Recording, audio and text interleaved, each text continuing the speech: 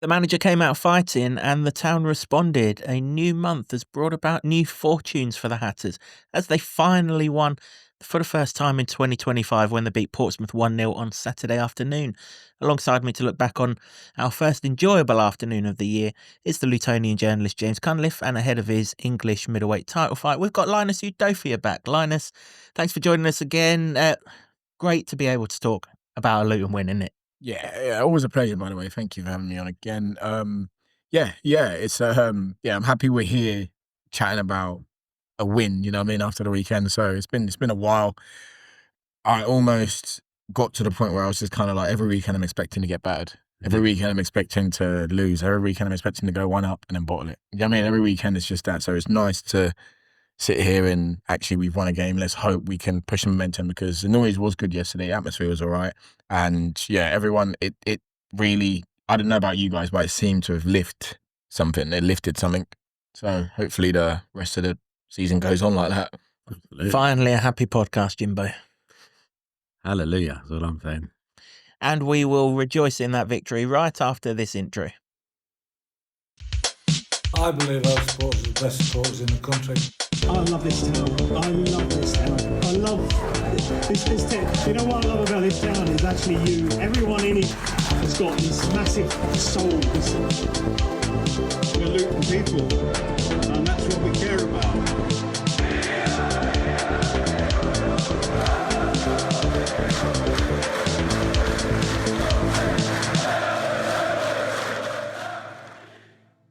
Hello everyone, welcome along to another episode of the Luton Town Supporters Trust podcast, the award-winning, longest-running Luton Town podcast, having scooped bronze in the Best Football League podcast category in the Football Content Awards.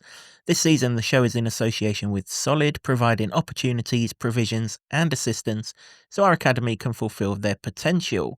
And as I mentioned before the intro, we are looking back on Luton 1, Portsmouth 0, our first victory of 2025, much needed, long awaited and very much celebrated. So much so that Jimbo's a bit worse for wear today, unfortunately. He had a night out last night and he's too old for it. So a bit hungover, Jimbo. I'm actually hanging, but kind of buzzing as well. I just had a very good day yesterday. It was a very good Luton day. Luton won. I went to watch some music, met some good people, but I stayed out a bit too late.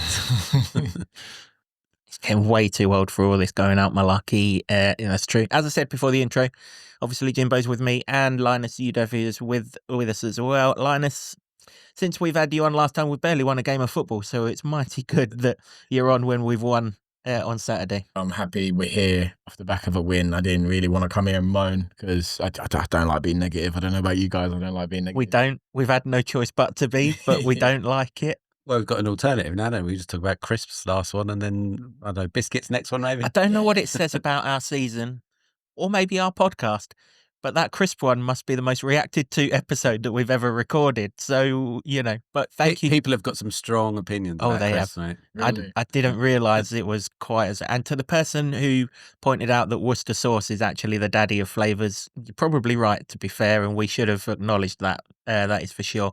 Linus, you missed out on a treat last week. We could have done another hour on crisps quite easily, couldn't we? But he's training for a fight, though. He can't. No, I like it. I like the what's the word I'm looking for? it keeps me distracted. I don't want to think about, you know what I mean? Right. My whole life is train for a fight, eat good, do this. I'd like dabbling on the other side. Oh, I'd like to hear that. I'd like to hear that. If boxers can get involved in the crisps, I think we're okay. Makes us feel a heck of a lot better. That is for sure. Football only from here on, though. We did threaten that biscuits was going to be our next port of call. That can wait, because the town have won. Now, disclaimer. We know yesterday wasn't perfect. We know there's things that we've got to build on, and we'll go through all of that. But what we're going to do, we'll worry about all of that when we preview the Burnley game, because it's been so long. 13 games, 12 games, 13 games since we've last been able to talk about a Luton win. So we're going to talk about a Luton win. There were some really enjoyable parts of yesterday, which we're going to speak about. We're going to enjoy, we're going to relive it and everything else. So if you're watching this and you're like, you're making it out, it's perfect, blah, blah, blah, wait until the next one and we'll balance it all out. But let's have a happy podcast for once. kind of started before the game though, Jimbo, because you was at a press conference on Friday, and as I said in the intro, the manager, he came out fighting, didn't he? There was some really strong talk in that press conference. It was done a little bit too late for us to include in the preview. But when you're going into March and your manager's saying things like, we need to be fitter, we need to run more, that's pretty strong, isn't it? That's really damning. And that said to me that Watford defeat really hurt a lot more than what we saw on the day. I thought so, yeah. He was a lot more, I think forthright is the respectable way to put it, but almost a little bit angry about, everything that had gone on before. We waited that long for a win as well, but I liked it. I liked the way he was much more focused about it. Obviously, when you come in, you've got to sort of big it up and play it up as much as you can. But he's had enough time now to see what they can do, and obviously the game of Watford, as we've said in the podcast about Watford, it just wasn't good enough in any way you slice it. So, yeah, I was all in favour of it. I liked what he said. It's interesting that he said that. Obviously, it came because Shannon Baptiste and Marvelous Nakamba have both been ruled out for 6 weeks with the exact same injury. And it's no surprise about Shandon. He's always injured, isn't he? But Marvelous has had his problems as well. But yeah, it was. I think those two. It almost felt like that was the final straw, or the straw that broke the camel's back on it, because he's had to deal with lots of injury problems. They kind of eased, and now they're coming back again. And Rob Edwards, for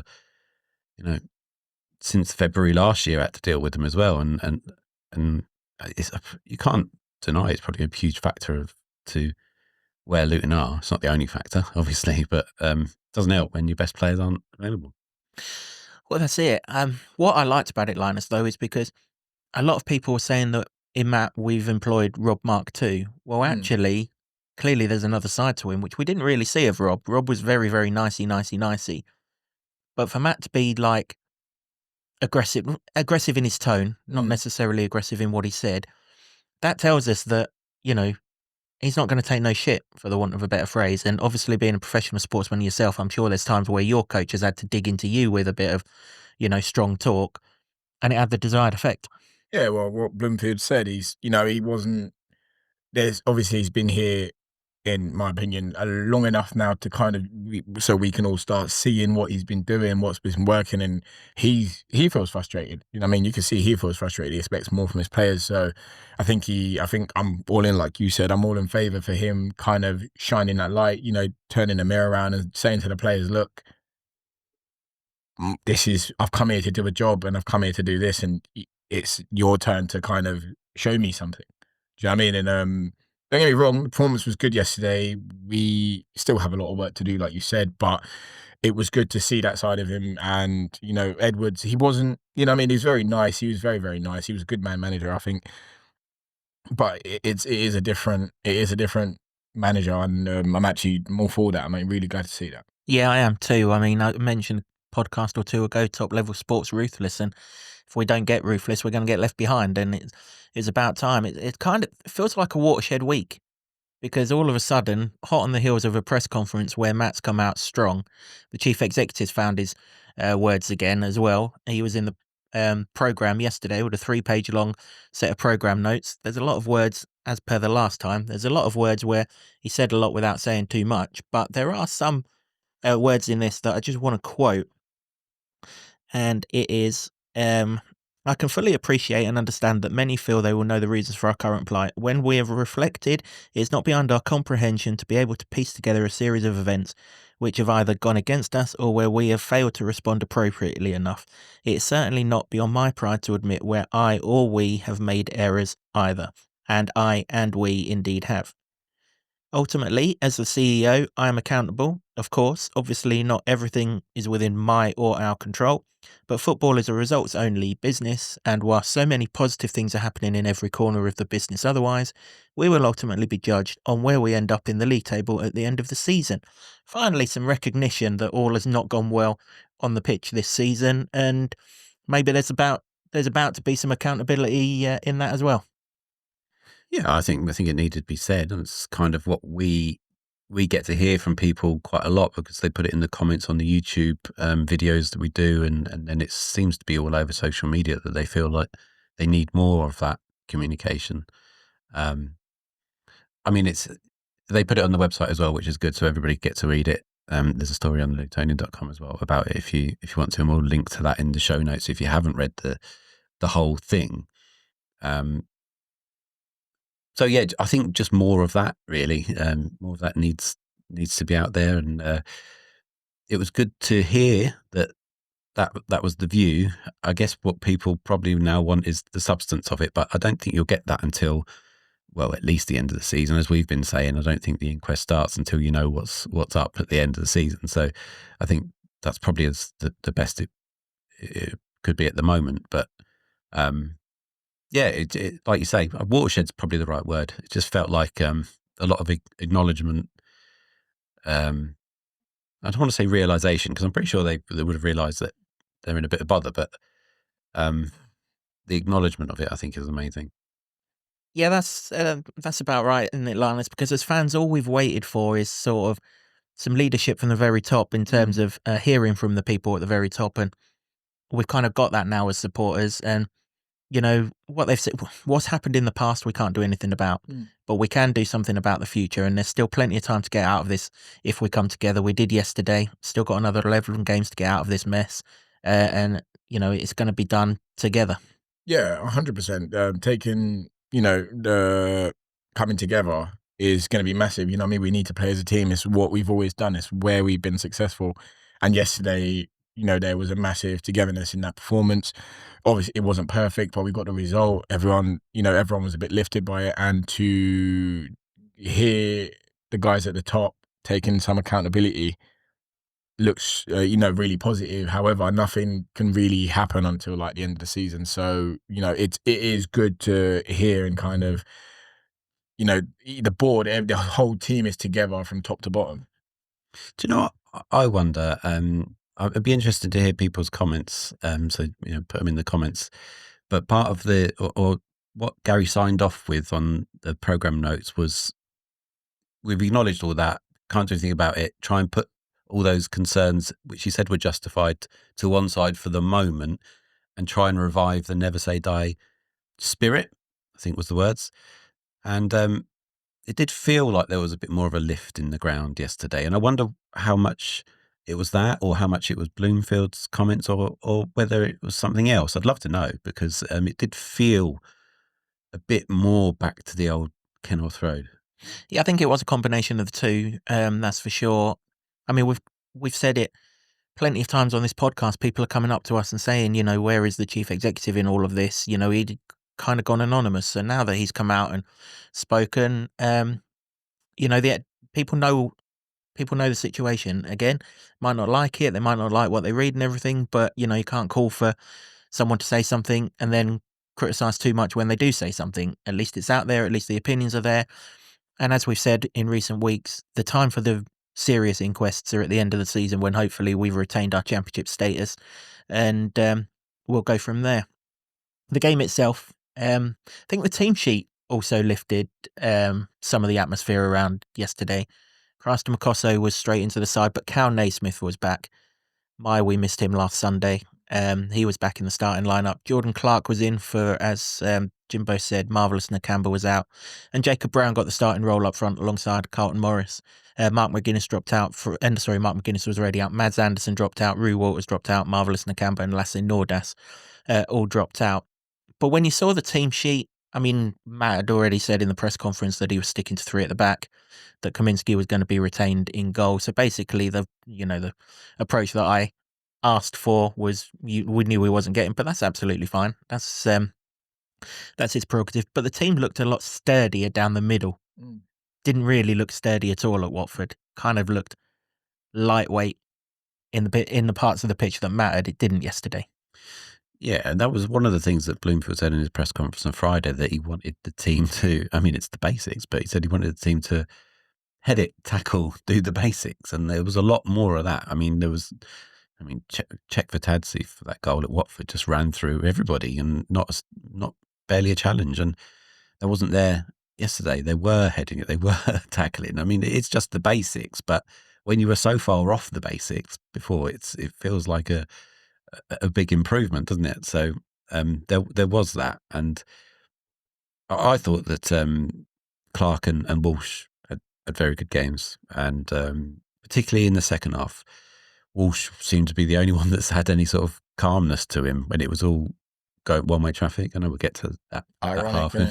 Yeah, Ironic. Exactly. But I did like the middle of the park there. Tello got a bit more involved as well. I mean, some of the first half was still a bit long bally for me, but it ain't going to be pretty. We just needed the result, didn't we? That's the thing. We just need to get a result somehow and worry about style and stuff afterwards. Yeah, it was a dog of a game of football, that's for sure. It wasn't a great deal better in terms of quality from the Plymouth game. But, ironically, we probably played 100 times better against Sheffield United and Sunderland this season and lost them both. We're in a results must now rather than a performances must. And if we have to take another 11 of them, I'll be bored out of my skull all day long. I don't mind. I wasn't actually bored yesterday, but I would say be. it was boring. I wasn't bored. It was because Portsmouth came to have a good go. So, and it was fairly end to end. There was a lot of stuff in there. I mean, the referee was making some shocking decisions. It always gets people back up. And Marlon Pack was running around nobbling people off the ball and stuff. So that got people annoyed as well.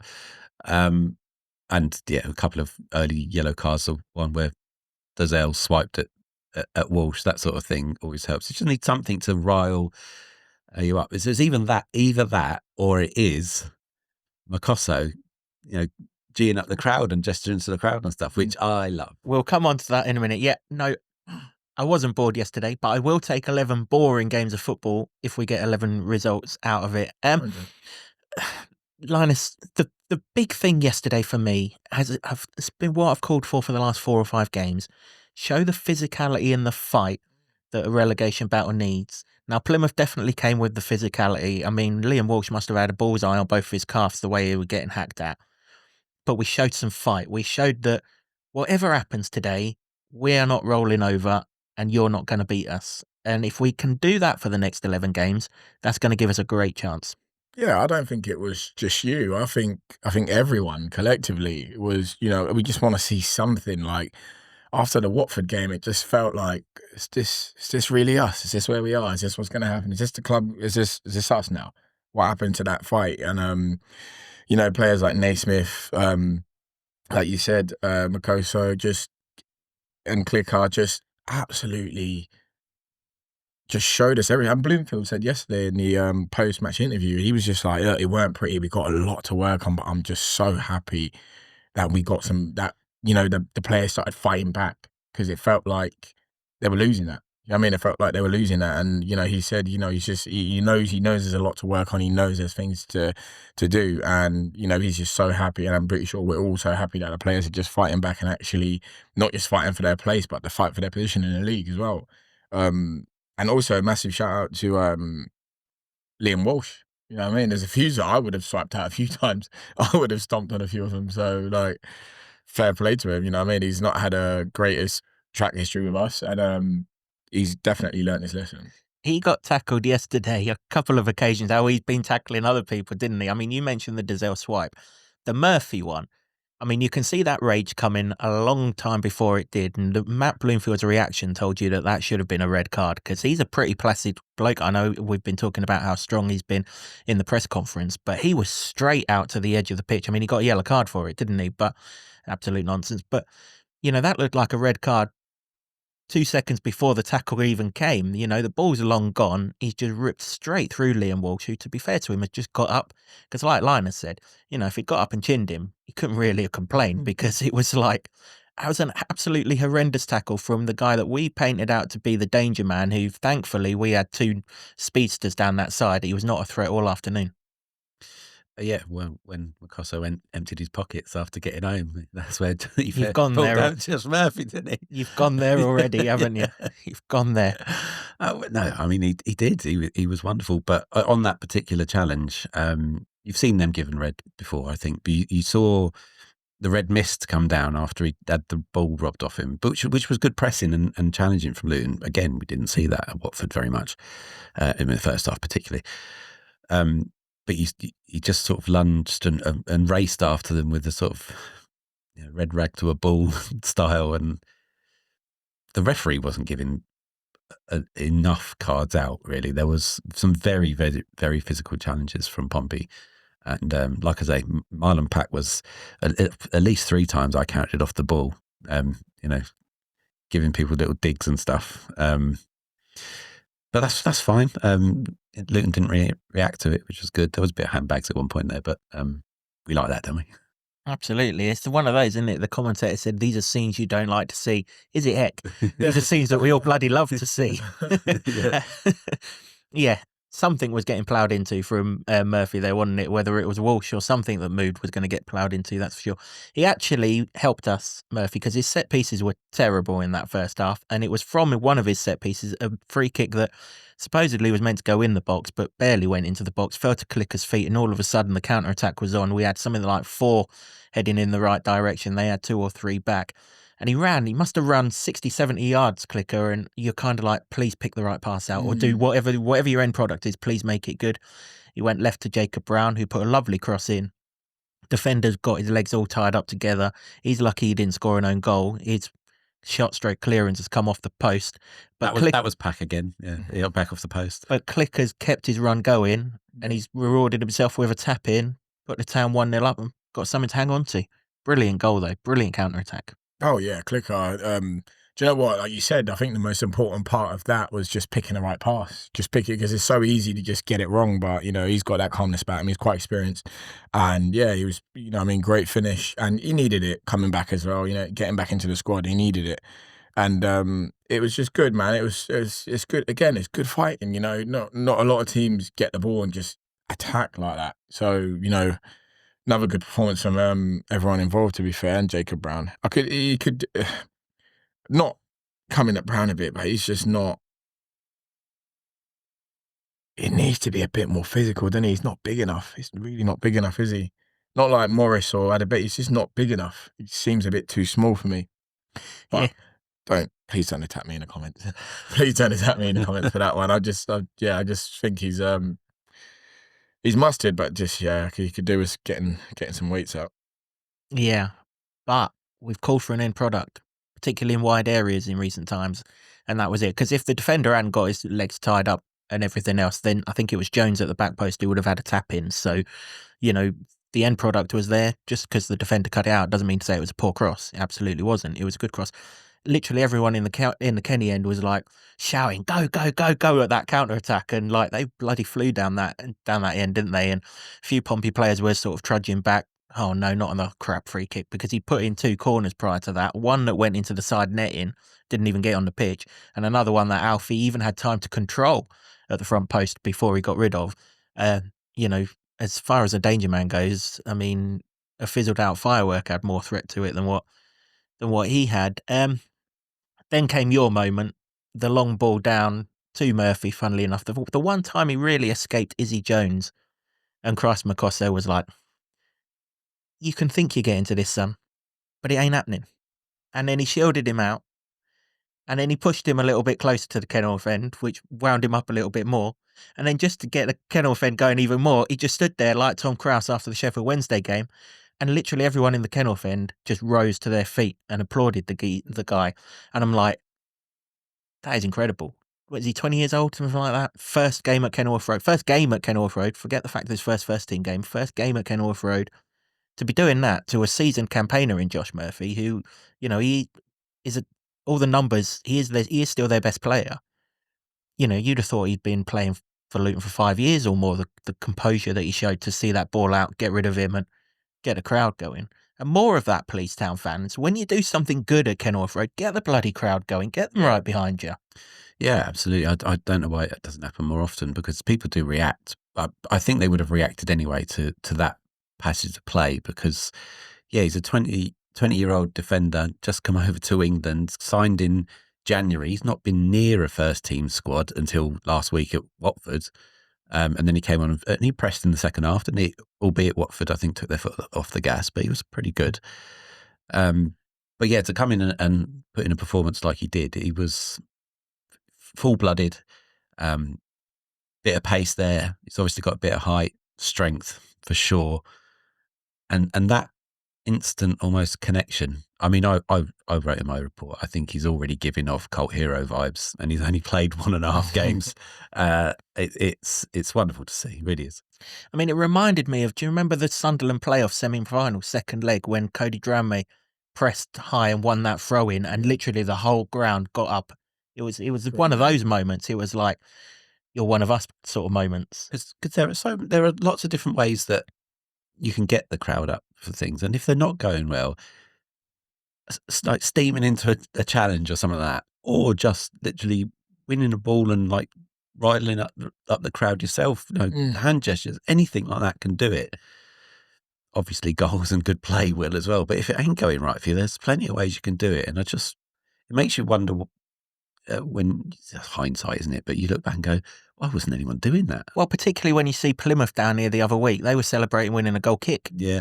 And you're like, just do it, We all want, as fans, we want something to get off our seats for. Now, if the play isn't doing it, just something like that, just get win a corner in front of the kennel end or something, and to get the crowd going. Alfie, when he comes over to take a corner, just ask the crowd for a bit of volume or whatever. We'll respond. We always respond. Yeah, very emotionally based. Very emotionally based club. We give it, don't we? We give it, and I always think, I think one thing we do well is when we're playing really well, we're noisy. When we're playing really badly, we're noisy, but the other way towards the other play. Our players. But it's like, I don't see anything wrong with that. And what Makoso did was, perfect. When Kraus done it, and beating the chest and all that. I'm all here for that. I'm here for that. There was someone else that did it, Nathan. Nathan. But he got us going. This is what we like. We liked it.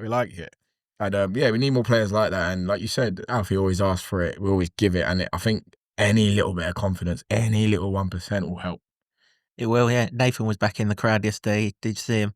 He said there was one Leyton Orient fan behind him who was giving him dogs abuse all game, and it like riled him up. And they scored two goals in injury time, didn't they, to come from 1-0 down to win 2-1 at Leyton Orient.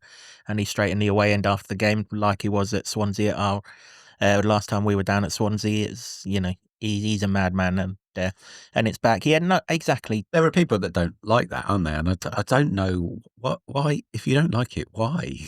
Why are you so determined to not have joy in your life? If you know what I mean? It's like anything like that is passion. I'm not just talking about Nathan, or I'm talking about everybody as well. Take it to Christ Makoso. I'm sure everybody loved it, but he was giving it fist pumps at the final whistle and everything. He was still trying to head a ball that after the whistle had gone. I'd put a little video on my Twitter, all that kind of stuff. But anything like that, I don't know why you wouldn't like that at all. I think the one thing that people may be a bit sus about is when maybe a new player kisses the badge or something. But still, if you feel that way about a club, then why not? Why not show it? It's a passionate game, and there's just in football in general, I think it's become too robotic, really, and they try to coach out the mavericks of some people, and we like those. We like the madmen of football, don't we? And we like the outspoken people, and they're the ones that stand out. Yeah, they say there's no characters in sport these days, but there are. They're just trying to be moderated, aren't they? And thankfully, he wasn't. I mean, it's awards weekend, isn't it? We had the Brit Awards on Saturday night. We've got the Oscars tonight. We're recording this on Sunday evening. I mean, Luton-based Miles Smith won the Rising Star Award at the Brit Awards. And I mean, in terms of the football club, Christ Makosso's the Rising Star Award winner, is he not? I mean, he just looks, you mentioned it a minute ago, he just looks like he's got the lot. Now, I remember last season when I saw Ted Mengi for the first time at Exeter, I thought, Christ, we've got one here.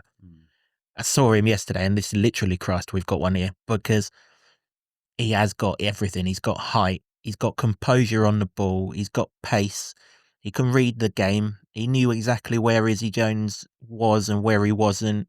There was never a gap that how many times has that channel been a problem for us going back 18 months or more? It was never a problem yesterday.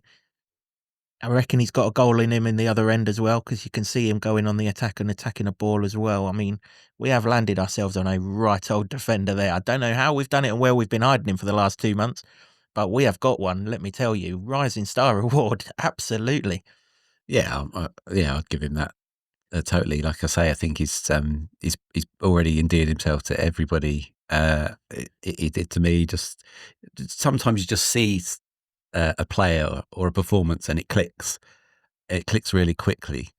In the reverse, it's like it's taken Walsh a couple of red cards and a couple of performances to start edging into that territory. I think he's been very good since he's come back, particularly under Bloomfield. But he had to, and he did that statement, didn't he, after his 2 red cards, that he had to win people's favour back. And I think he's doing it. It'll be interesting to hear what people think about that. But to do that straight off the bat, full debut, first game at Kenilworth Road, it's wonderful to see. And he's a young player. He is 20.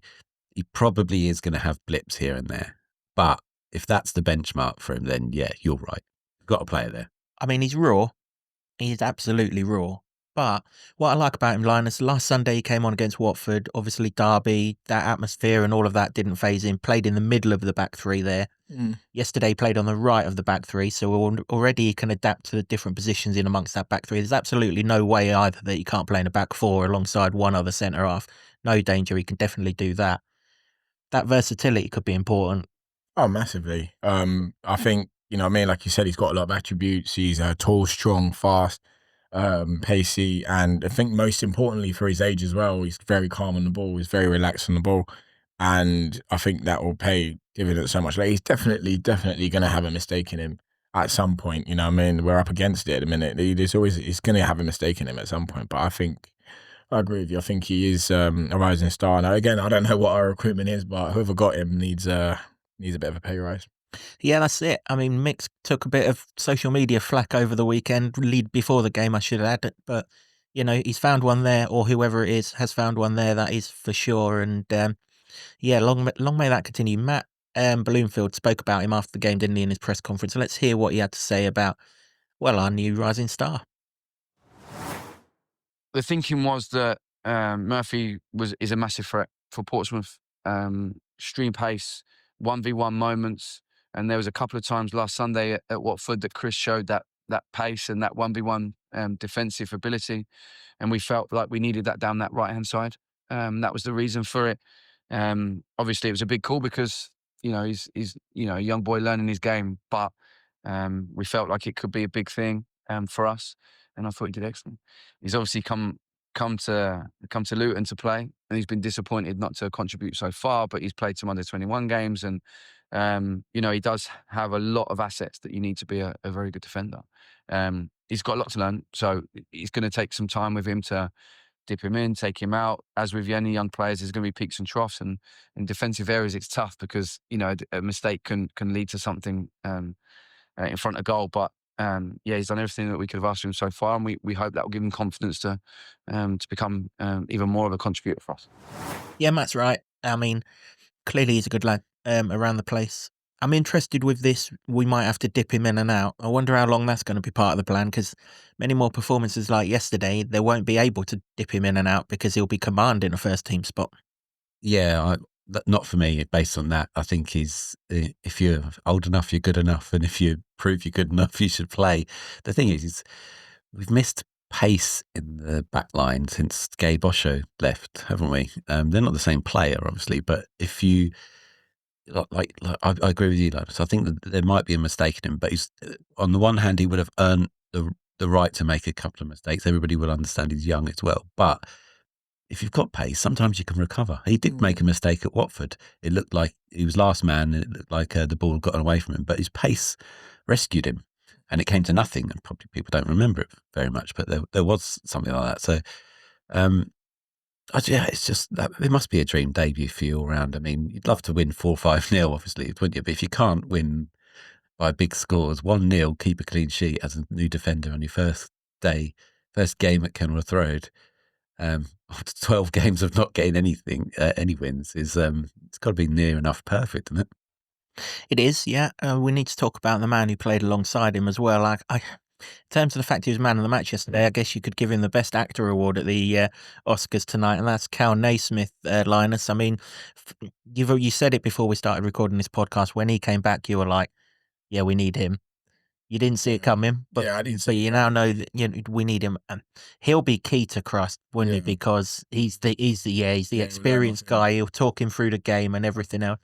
And he was really good yesterday again. Obviously up against his former club. That wasn't too much wasn't made of that going into the game. But so composed, so solid, and can even play a bit of basketball like everyone else at Kenilworth Road and gets away with it. So that was handy. We'll come on to that penalty shout shortly. But yeah, I mean, in terms of sort of what he offers as that middle person, the defence immediately looks a lot more settled and comfortable with him there. Yeah, when I saw that they'd signed Naismith, I did think to myself, like, what's happened? This isn't, like, no disrespect to Naismith, but this isn't the signing we're all shouting for, is it? Surely this isn't the direction we should be going. Then I, calm down a little bit. You think, what are they actually signing him for? Maybe some experience, maybe some leadership, maybe some calmness in that dressing room. Someone to actually just take the reins, take all the players and go, listen, boys, let's get going. It seems like now, especially yesterday's game, it seems like, that signing makes a lot more sense now. And it's a great player for Makoso to learn off. And, I think that's a really good partnership in my opinion. I kept a keen eye actually on Naismith before the game and then just after they came out of the tunnel in the second half. And he was giving words of advice to Makosso, and but that sort of shows leadership, doesn't it? He's just like giving him directions, telling him what to do. Very sort of detailed and animated conversations that he was having, and I like that because I'm not sure we've had that too much. But that's the leadership qualities that you get with him, and which is why he got given the captain's armband 2 games ago, even though he's a lone player. But you need that in your team somewhere, as particularly if you've got the young players like Luton have, and you need them guided through. And I don't think it's any surprise really that they were relatively solid yesterday with him in the back line. I mean, not perfect, and Pompey probably should have scored because there was customary mistake, but for once this season feels like we didn't get punished for it. Yeah, that's right. Yeah. Yeah, great to have Naismith back in the defence. I mean, you couldn't not notice him. He had a Terry Butcher bandage around his head, didn't he? At one point, he was Steve Foster, and then it was very much Terry Butcher. I didn't even see what happened, but obviously he got a cut. If you see the post-match interview on the LTFC Plus site, there's a sort of scratchy cut that's closed up a little bit since. But I didn't see how it happened. But next thing you know, he's getting bandaged up, and on he comes as Terry Butcher in Rome of 98 days. Proper football, that is. I love a bit of that. I don't. I mean, it's utter woke nonsense where if you have a head clash and you've got like blood on your shirt, you have to change your shirt these days, isn't it? It's like when we're talking about what fans love, it's stuff like that. If you carry on playing like that, you get a bit of extra credit, don't you, from the fans because you've carried on. And well, I mean, Linus knows you're a boxer, didn't you? Little bit of blood you carry on, don't you? Yeah, just get on with it. To be honest, I'm really bad with like blood and guts and stuff. Surprisingly, but no, you get cut. It's not that bad. Yeah, it's not that bad. Oh, you break your nose a little bit. Can you breathe? Yeah, you're sweet. Oh, you hurt your hand. You got another one. You'll be all right. You'll be all right. You see where the cut was though, just above his right eye. To be heading balls away with that, fair play to him. I mean, we've called for fight, and I'm going to come on to someone a little bit later who showed real fight for the cause as well in Mark McGuinness. But we've called for fight and just, refusing to die down. You could see him when he was getting bandaged up, telling the physio, will you get a wriggle on? Game's going on, hurry up sort of thing. And he did. And yeah, we were so much better for it. I mean, let's go into the second half. Very, very scrappy second half. Really scrappy second half. We retreated. At one stage, I thought we were going to break Dunstable's defences. We were going that far back. And you would do when you've got something to hang on for and you haven't won for closing in on 3 months. Of course, you're going to try and protect what you've got. But actually, when we did get the ball forward, we did look kind of lively. The first thing that was really good yesterday was that positive substitution of middleweight coming on for Jacob Brown, because we had dropped so deep that when the ball went forward, it was just coming straight back again.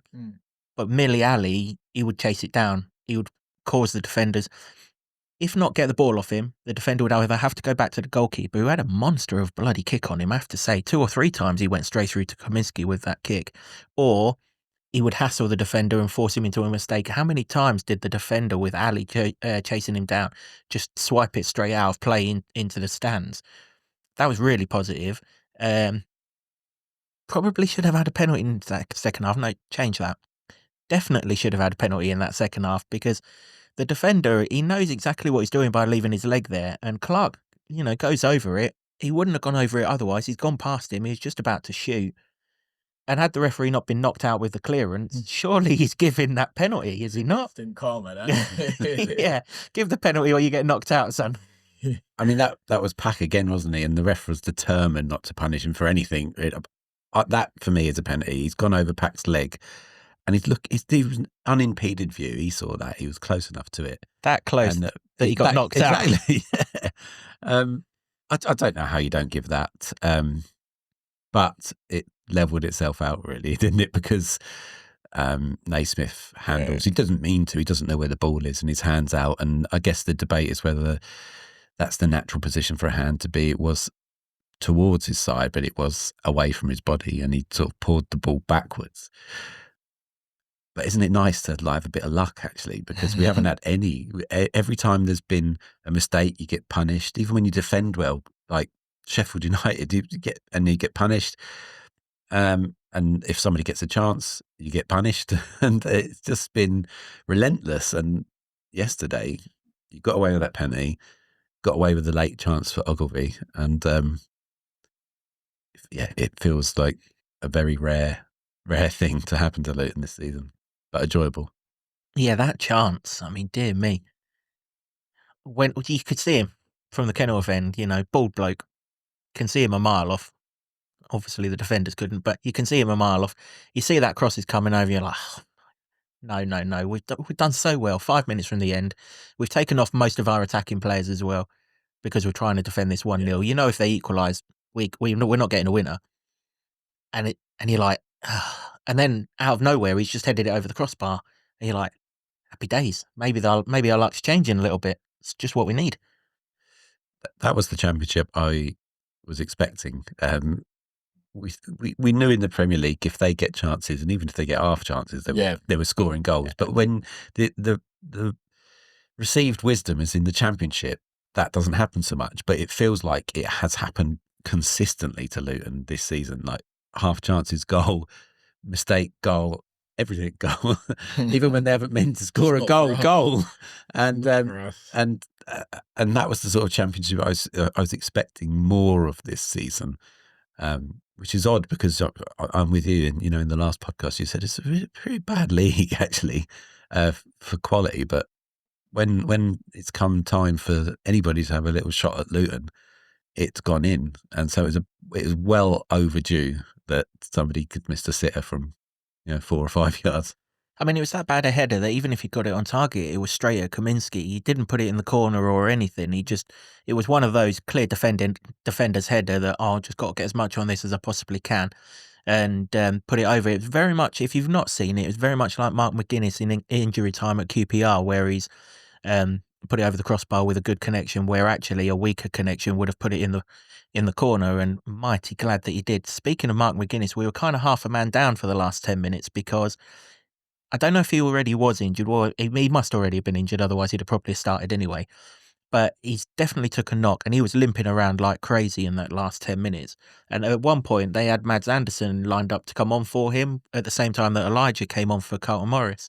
But he obviously said, no. Under my dead body, am I leaving this pitch? Because Mads went and sat down and Elijah came on. So huge credit to McGuinness for that. For, in a relegation battle, knowing full well that he's been brought on earlier in the half to do the job of heading the ball out and keeping it solid and everything else. Probably also knowing in the back of his head that Mads had a stinker last week as well. He stayed on the pitch. He's seen it through. He showed that warrior spirit that we've been calling for the last month or more. And Okay, he might pay the price, might not be fit for Burnley, but do you know what? We've got our points yesterday. We're probably not going to get them at Burnley, so well done to McGuinness for staying on there. Yeah, and like you said, it's the easy decision is to, you know what, I'm carrying a knock. I probably was carrying a knock before. It's what, 10 minutes to see it out. I don't really want the responsibility of maybe something go wrong because I'm not 100%. But he chose the other side. He went, you know what? No, I'm not getting taken off. I'm not taking easy right out. No, I'm gonna flipping ride it out. Even if it gets worse, I'm gonna ride it out. I'm gonna try and secure the team the point. So you got to pat him on the shoulder for that. That's exactly what you said. Big time, yeah, because when he was walking past you after the game, he didn't half have a limp on. He did. He when he first did it, he was up near their penalty areas, wasn't he? And then they broke, and he couldn't get back. He was in trouble, and I thought he'd have to do a Baptiste and come off. But again, that attitude is part of the never say die spirit that Sweet called for. It's what fans just expect anyway. But if you give it, then people will respond well to you. I think he's had a fair few decent games of late, actually, to be fair, whereas there was a lot of mistakes in him early on. So maybe that's all levelling out a bit now, and I think that kind of action just endeared people a bit more.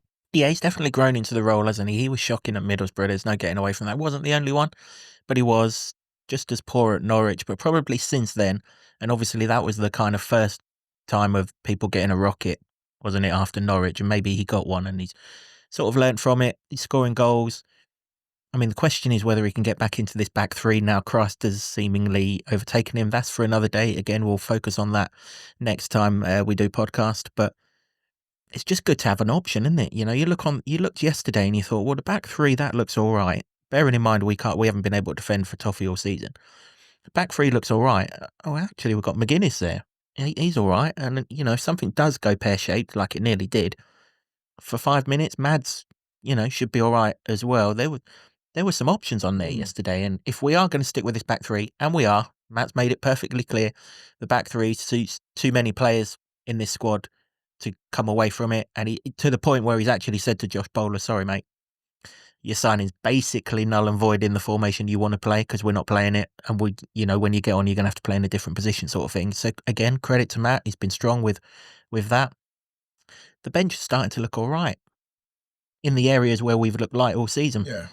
Yeah, and it's good to see like players coming back slowly, you know, but it's we can all, you know what I mean, no one will ever grumble at having a well-oiled rotation, you know what I mean? So I'm glad that we could take players, you know, so take certain players off. Adebayo come on, Mads come on, you know what I mean? We've got I'm very happy with that rotation, especially with Makoso in the works now. I hope we're not putting too much pressure on him though.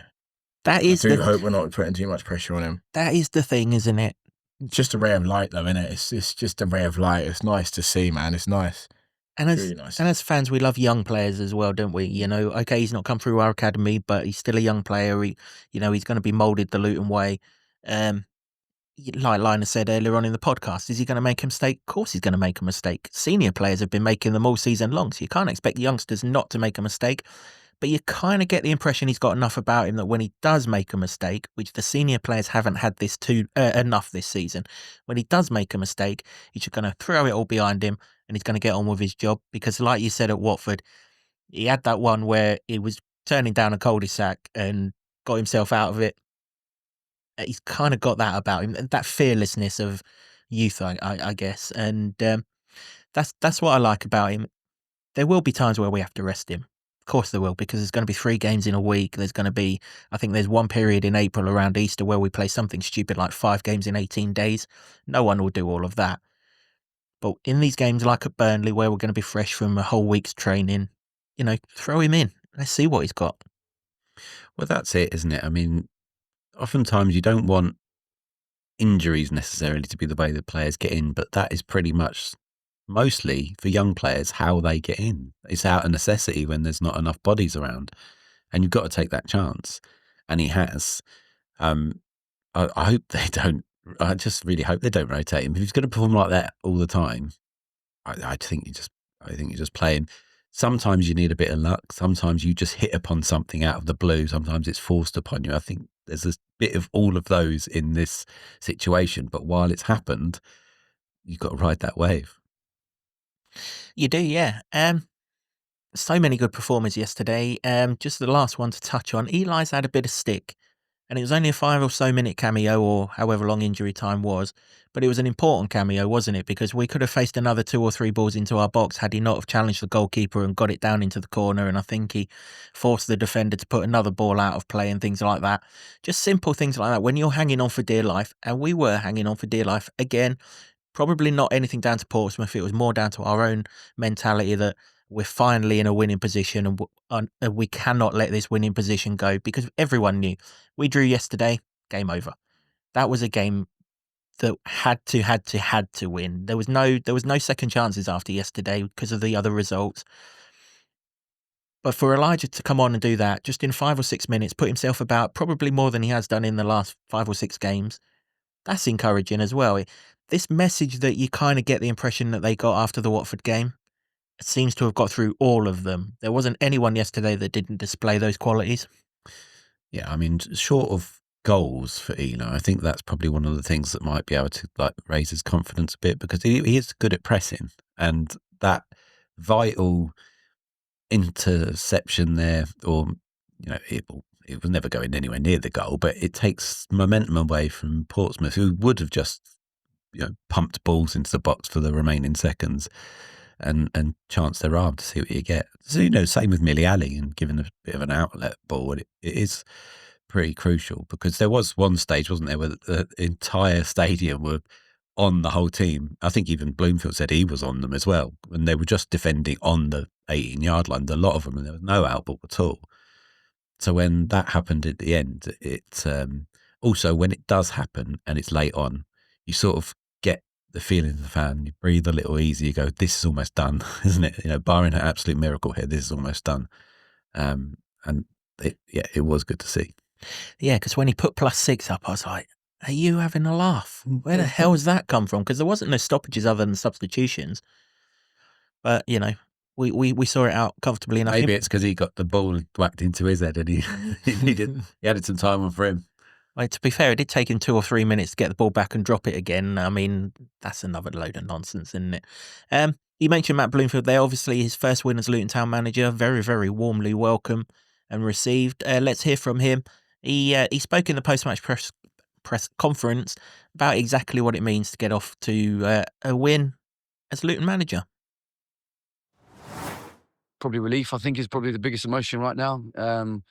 It's been a long time coming, too long. When it's come and have an immediate impact, and that hasn't been the case. And you guys know the emotion that carries. It's emotional as relief. I think it's been a tough week. It's been a tough week. I've lived it this week. But the boys have been great. They've worked. We've been honest, and they know how much we needed a win today. And there were some anxious moments. It wasn't perfect by any stretch. I think we've probably played more fluent and better in other games, absolutely. But to show that character and desire to get it over the line is what this club stands for, and it was lovely to see that today. I think it's crucial because it shows that it's still there. It's not been seen in often enough this season, and this doesn't dissipate the disappointment of last Sunday and where we are. We understand where we are. It's not. It's not all fixed in one day. I'm not going to get ahead of ourselves, and we're not going to get ahead of ourselves. But to see some smiles around the ground at the end and see the boys celebrating together and have those moments, it's what we do this job for. It's why we're involved in sport, to win together, to work together, to go through hard times together and come out the other side. But it's only one day. It's only one win. But we absolutely believe in what we're trying to do, and we have to use this as a springboard to move forward. Yep, Matt's absolutely right. Listen, I've been really impressed with him this week. I asked in the last podcast if we had to ask the question whether he was the man to take us forward. That was largely down to if we kept on losing, has to be said, and we went down tamely, whether he was the man to take us forward. But you know what? If he's going to get this reaction, if his words are going to give this reaction, and that's why I wanted a change of manager in the first place, because it needed a different voice and a stronger voice, that's going to get this kind of reaction, then yeah, he is the man to take us forward, I think. Yeah, 100%. I wasn't, if I'm honest, when he first come in, when they first appointed him, I did think, why didn't we just, at this time, December, January time, winter windows just opening up.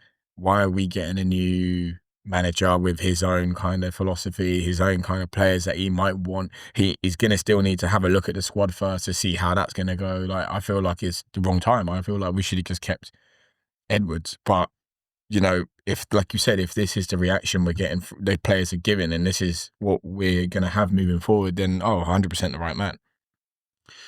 Yeah, and adaptability as well. I know, you know, we can go over this a million times that you and I aren't in favour of the 3-man defence, but, you know, it worked yesterday, and he has said that that's what he's going to come out and play. Because we did have that discussion, didn't we, whether he sort of abandoned what he recruited for.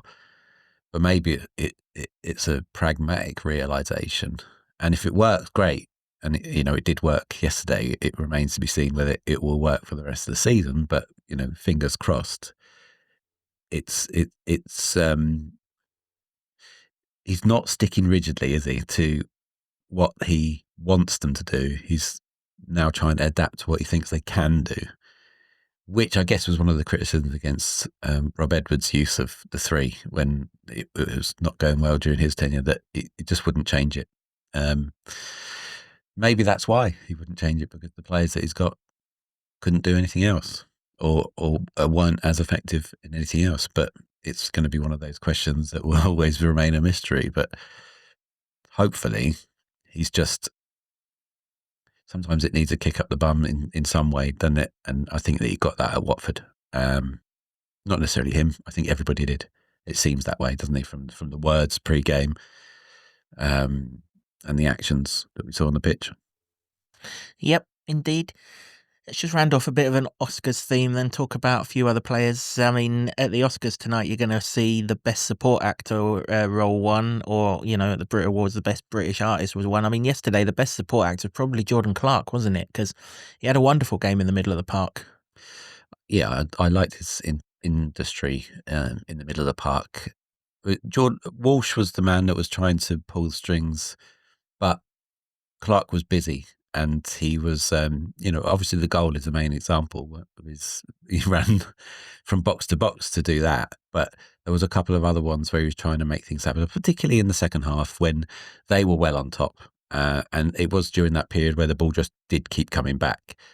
And he tried to make things happen there. And yeah, I mean, he's had his critics, I think, this season, but early season anyway. And then he sort of played himself into form out of necessity because he was always on the team sheet. And then obviously we missed him for a couple of games. And considering he's playing through pain at the moment, he said to us afterwards, he's on, you know, pills and injections just to get him through because he's playing with pain. It was a pretty good performance from him. Yeah, this stage of the season, everyone's going to be playing through some sort of knock or niggle or bit pain here or there, aren't they? But yeah, no, very good. Obviously, the match-winning goal as well for Clicker, who, you know, has always shown that he knows what it means, that's for sure, and he's always fronted up, and fair play to him for that. International Artist was awarded at the Brit Awards last night. I mean, Izzy Jones is turning out to be quite some signing down that right-hand side. We knew he had pace to burn. Probably does still need to put a bit of an end product on there, but you always feel a lot more secure down that side. Even if the winger gets away, he's going to charge back and get back to him. Oh, yeah. You know, I mean, he's a very good player. I was going to actually highlight him for the young player, obviously, if Makoso didn't play like he did. But, you know, with Izzy, we've seen him a few times now. And, you know, I mean, he's got some work to do. He's got some bits to work on his game. But for such a young player, I think 100%. I think you're spot on. Crazily, at the Oscars tonight, there's an award for Best Hair and Makeup Performer, right? Now, you know all about hair, Jimbo. You've been talking about Matt Bloomfield's hair all season, so I probably should send this in your direction, but Tello Asgard would be the leading runner, would he not? I guess so. It's quite an out there hairdo, isn't it? I mean, Pelly had it wrapped up until he left, of course, but, you know. Well, Chong, obviously, you can't deny a wonderful afro. It's a magnificent hairdo. You know, when he's running and Chongy. going full Chongy, belt, yeah. yeah. But then he started tying it back, didn't he? Before he got injured. Sadly, we've not seen him for a very long time. But yeah, I think I mean, I don't know how long he spends in the mirror getting that hair like he does, Tello. But fair play to him. And he also played well yesterday. You know, when he gets on the ball, you kind of get the impression that something's going to happen. Yeah, I was just about to say, yeah, when he gets on the ball, like he doesn't, like he'll just kind of, you forget he's there for a while, and then all of a sudden when he gets on the ball, you just feel like something you literally will happen. And yeah, he's another great player to have down the spine. You know, I mean, he's a very good player. When I saw we'd signed him, I'd like heard of him through like FIFA and stuff like that. But when I saw we signed him, I thought, okay, it's intent. This is what you want. This is the kind of play that you want. You know what I mean? I think we got, in my head I was thinking, oh, where's Clicker go then? But you know, I think a very good player. I have another very good player to the ranks. Couple of crosses to the back stick that, you know, were just either 6 inches too high for Izzy Jones or 6 inches too far in front. When they get that connection going, you can see someone sleeping at the back post and Jones scoring from one of these crosses. Of course, he hit the crossbar in sort of identical fashion against Sheffield United as well. Tello, yeah. Yeah, you can. I think with Izzy Jones, I think his delivery is not quite there yet, but when he gets it right, he'll be a cracking player. I was trying to rack my brain. You said because best international player, and I was like, pretty sure he's born in London, isn't he? But he has played for Guyana, so there you go. Shows your research. Well done. Don't just turn up and perform here, mate. What was it you said? Prepare to fail, fail to prepare to fail. Not on my watch. Not on my watch. Yeah, so that was pretty much the game. Again, disclaimer, there's a lot to work on. There's lots of things that we need to improve on, lots of things that need to get better. We'll cover that when we go to the Burnley podcast. So don't come at us with that. We're going to enjoy a victory. Hell, it's been so long.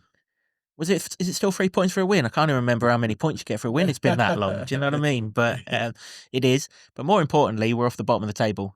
Third from bottom now. And I know that Plymouth didn't play, blah, blah, blah. But Derby did. So we've gone above them.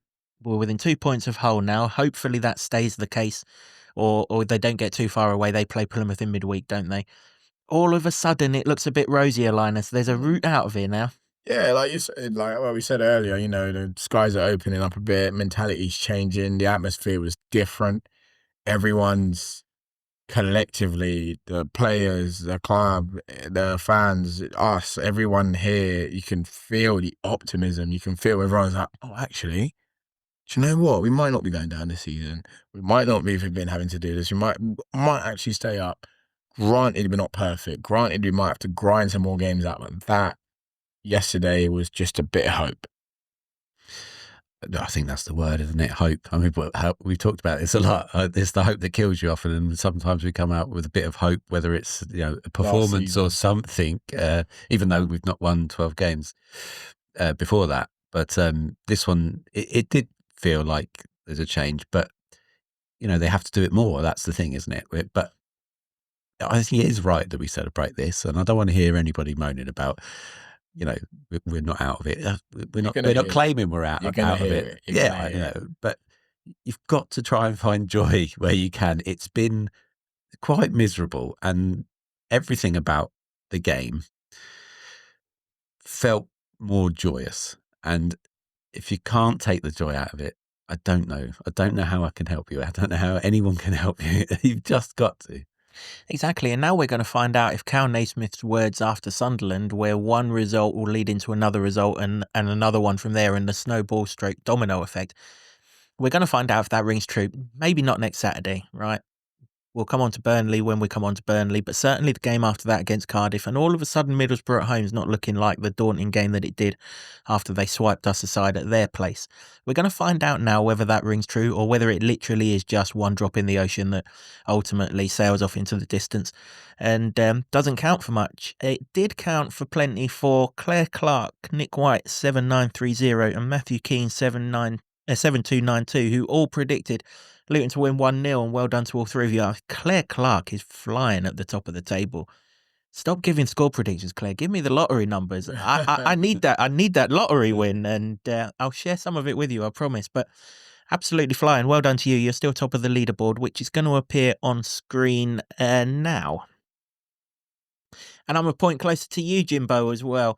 All of this reverse psychology nonsense. We knew full well that you were actually predicting Luton to lose, but it worked. Somebody said to me on Twitter this morning, reverse psychology for the win. And I think that somebody needs to make up T-shirts for that, because that's what I'm going to go for pretty much every prediction now. And I don't care if you hate me for it, because it worked and I'm sticking with it. It's a formula. I think I'm within 7 points, 8 points, something stupid like that. Hey, if the town can get out of this mess, so can I. And that was all I had to hang on to. And now I don't care. If the town can get out of it, you can catch me all you like, and whatever will be, will be. Happy days. Yep. Linus, we haven't just got you on to talk football, though. You've got a big fight coming up in 2 weeks' time, down at the York Hall again. You're defending your English middleweight title against Constantine Williams. Yep. 7 wins, 1 defeat. So, sort of competent challenger that you're up against. Do you know much about him? Yeah, I sparred him like when we were both like first debutants in like maybe under 5 fights, but that none of that matters now. But I do know him. Yeah, I do know him. We know a lot of people like around each other and things like that. He won the Southern area in his last fight, so now he's stepping up to fight my title, and I'm defending it against him. So with 2 champions colliding, kind of thing. But yeah, feel very good about it. Feel very good about him. I think his record is deceptive, because he's had under 10 fights, but he's a lot better than his record suggests. What is the goal for this now? Because you want to go out there and defend this, but there must be a little eye on the British at some point, isn't there? Yeah, there's this fight is to kind of line me up for this fight is more of like a trampoline to kind of spring me up to British, Commonwealth, European, and all the belts in between that open up. So it's all about timing. But I think another win here kind of really puts me on the top of that list, because there's a lot of people around. Kieran Conway holds the Commonwealth, and I think he's been ordered to fight someone else for the British. So that's kind of out of contention at the minute. I think European is free, and all the international titles are free. So after another win here, that puts me right in line to challenge for any one of those. So it's kind of a springboard for something else. But, and I have to do my champion duties, which is defend my title anyway. So kind of killing 2 birds in one, but not really looking too far ahead. I just need to worry about what's in front of me in 2 weeks. 2 weeks away. How's camp going? All good. It's not been the worst. It's not been the worst camp. It's, I've had, I'll be honest. I'll be very honest here. I've had better ones, but it's no way. I've still done everything I needed to do, and everything is still on point. I just had to do things differently. I've had to adapt. I like that. That's an interesting take. For boxing's all like hype and stuff, isn't it? And then I've done this. I've done the best. But that's not how life is it? No.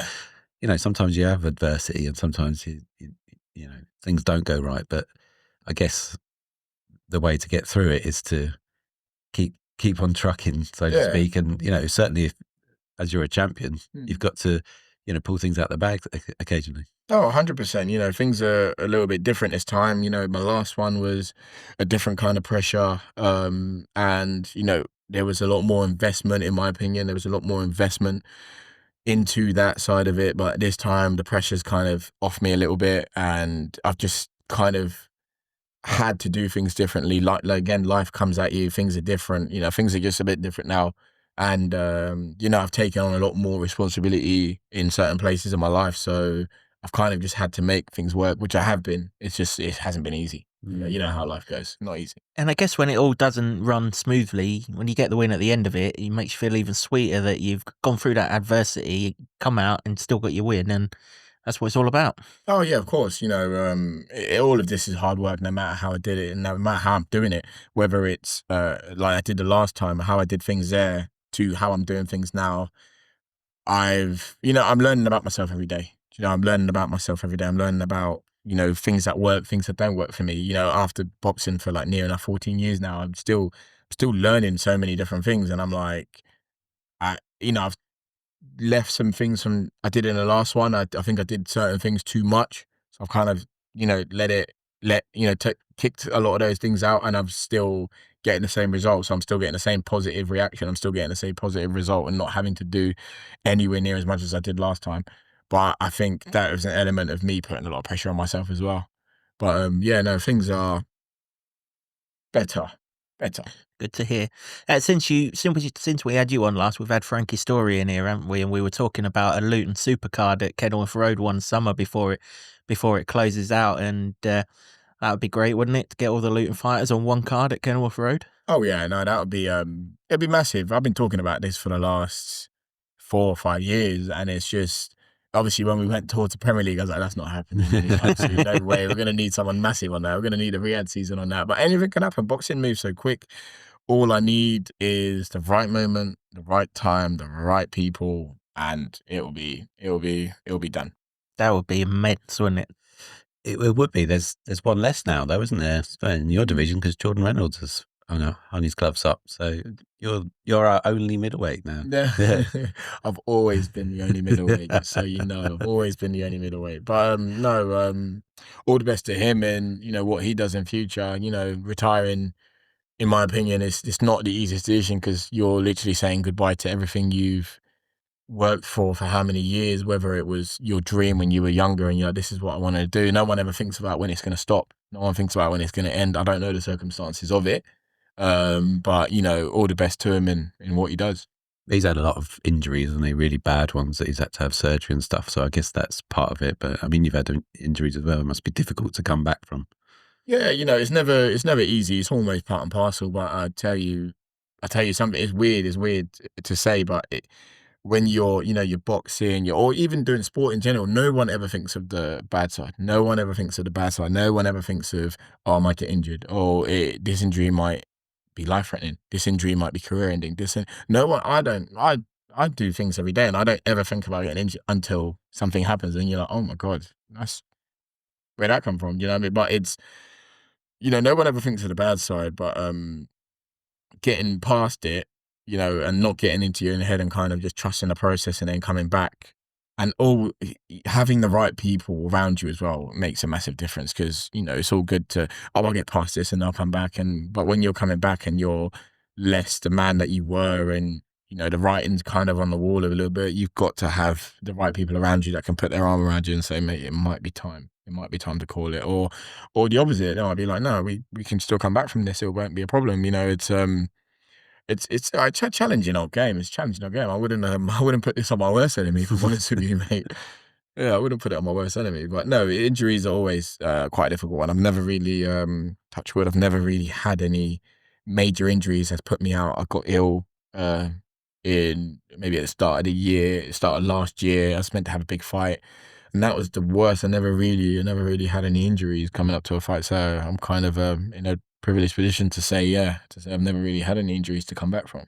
And thankfully, no injuries at the moment for this camp. 15th of March, the fight. So day of Middlesbrough at home. So what a day, go and watch Luton beat Middlesbrough. Then make your way into London, go and watch Linus retain his title. Are tickets still available for the fight? Yep, still available. luboxing.com. That's lubxng.com. But yes, tickets still available. And as I'm in Luton for the next couple of weeks, I'll be dropping them personally. We'll put all the details of that in the show notes anyway, won't we? Yeah, absolutely. There's also another fight actually next week, isn't there? Sam King's fighting.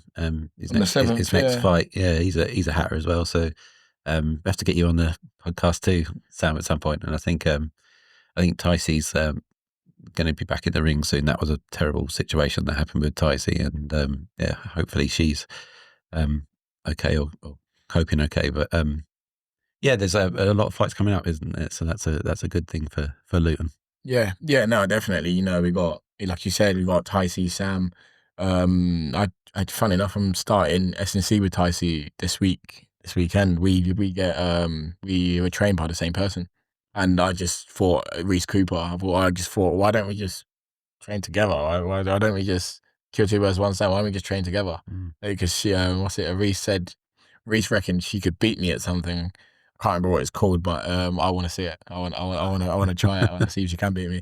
But no, we got a lot of fighters here. Myself, Frankie, Ticey, Sam, and K Prosper. He's fighting on the same card as me on the 15th of March. Oh wow! Goes under the radar a little bit, but yeah, he's fighting. He's coming back. I think he's had a comeback fight already, and now he's fighting Mikey Saki for a British Eliminator. I might be wrong, don't quote me on it, but he's fighting on the same night as me. Oh, wow, that's good news. Because he's been away for quite a while, Kay, hasn't he? 2 years or so. I thought he'd knocked it on the head, but yeah, we all did. I think he tore an Achilles or something like that. I think he got a bad injury and then another bad injury, and then he kind of just, I guess, coming back from it and kind of figuring out what was going on. I played a charity game with him in the last summer, but I didn't really know what the plan was with him. I didn't know where he is. So we don't really keep in contact. But yeah, he's fighting on the same night as me. Big fight. I'm pretty sure it's a title eliminator. But yeah, 2 Lutonians on the same card again. Even more reason to get down to the York Hall after we beat Middlesbrough then in a couple of weeks. All the best, Linus. We look forward to seeing you defend your title, and indeed to Kai, and indeed to Sam, and all of the other fighters that are doing great things for Luton right now. We're more than happy on this podcast to champion the great people of Luton, and you are very much one of them, my friend. Thank you. Thank you.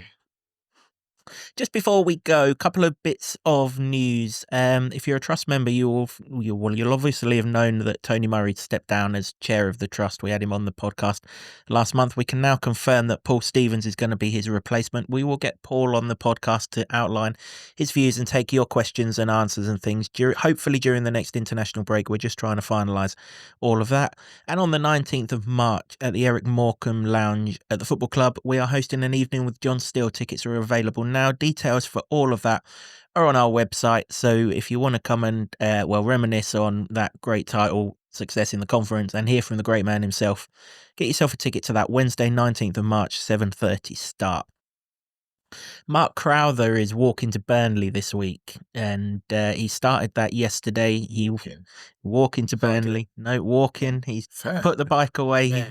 He's walking. I think he done over 20 miles yesterday. He's done over 20 miles again today. But he's doing it in different stages this time around. So he's not walking physically to Burnley. He's covering the miles. And on Tuesday, Wednesday and Thursday, he'll be doing it on a treadmill at David Lloyd Luton in Capability Green. Now, David Lloyd have been really, really good. They are dropping their membership for the 3 days if you want to go and walk on a treadmill with Mark.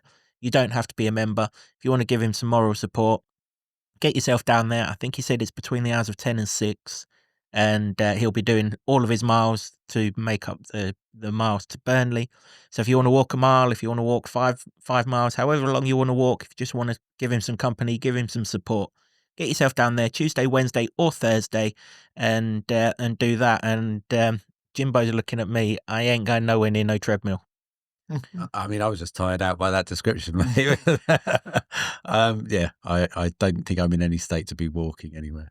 After what he'll still be hungover on Thursday, and that's the thing. But yeah, if you can support Mark, either in person or by donating to the brilliant charities that he's doing work for, he would really, really appreciate it. And I mean, it's an unbelievable effort that he's putting himself through this week. And so if we can give him a little bit of encouragement along the way, then so much the better. And Mark, I know you'll be listening to this whilst you're doing one of those walks. So all the best, mate, and keep on going.